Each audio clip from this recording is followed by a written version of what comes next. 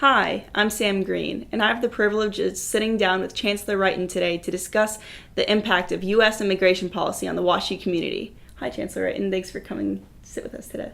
Happy to be here. Thank you. Thanks. So just to get us started, what is WashU's current stance on fostering inclusivity within the community on campus?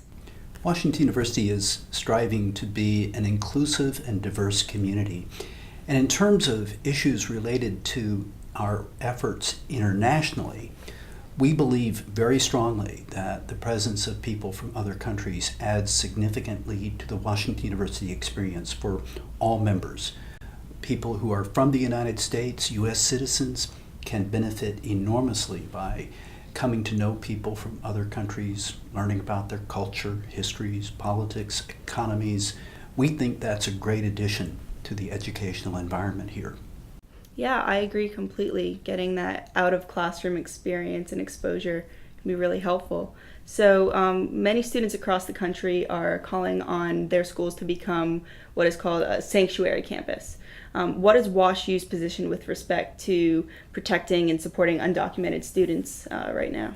We've been proactive in indicating our support for students who come from all backgrounds, and so-called undocumented students have been enrolled here. We support them. We've encouraged, in a proactive way, legislative initiatives in the U.S. Congress to make sure that the students can continue and will remain here with us as students. Students are admitted on the basis of merit, and we have really a great student body. I'm very proud of our students. And I believe that for the moment, we're in very good shape. Oh, well, that's very encouraging. So thank you for that. Does WashU have any concerns right now about the stay of the travel ban being lifted sometime in the near future? And what would that mean for the WashU students and faculty? Washington University has a long history of international engagement. Today, about 30% of the Washington University faculty, for example, were born in another country. So there's a great, very positive outcome from our international relationships. We believe that it's not only in the interest of Washington University, but in the entire country in having the opportunity to work with people from all parts of the world.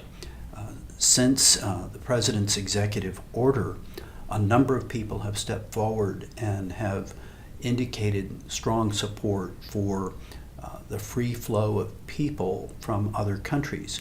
Of course, we do have to be mindful of national security concerns, but I have traveled internationally for a long time myself. I travel extensively, and I believe that the systems that have been put in place since the presidency of George Bush have been very effective in assuring that people who are coming into this country do not pose a serious security threat.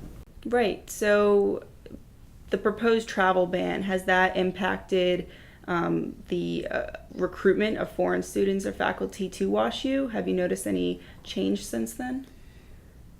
The interest of people from other countries in the United States remains very high.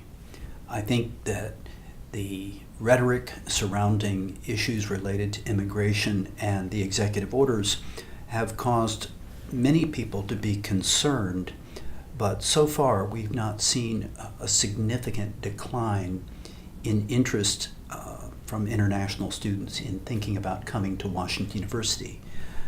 I believe that we have the best higher education system in the world, and in particular, research universities like Washington University remain very attractive. However, we have to be mindful that outstanding students like those we enjoy here have options other than the United States. International students could take the opportunities in Western Europe, Great Britain, Australia. Even a country like Korea, South Korea, has some really outstanding research universities, and they're proactive in trying to recruit talented students just as we are. So I think we have to be very concerned about this, and one reason I have taken the stance that I have is that I believe we can excel as an institution by being open to people from other countries. That's fantastic. And so the students that we have here on campus right now from other countries, what is WashU advising them about the proposed travel ban and regarding international travel? What is WashU telling those students to look out for, or just what to do in general? In the immediate aftermath of the President's executive order, which I think was issued on January 27th, 2017, in the immediate aftermath, we did advise students from the affected countries to be mindful of what that executive order represents. Fortunately for us, we were already underway with our spring semester.